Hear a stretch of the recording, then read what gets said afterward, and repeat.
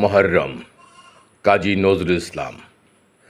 নীল শিয়া আসমান লালে লাল দুনিয়া, আম্মা লাল তেরি খুন কিয়া খুনিয়া, কাঁদে কোন ক্রন্দশী কারবালা ফোড়াতে, শেকাদুনে আশু আনে সীমারেরও সোরাতে।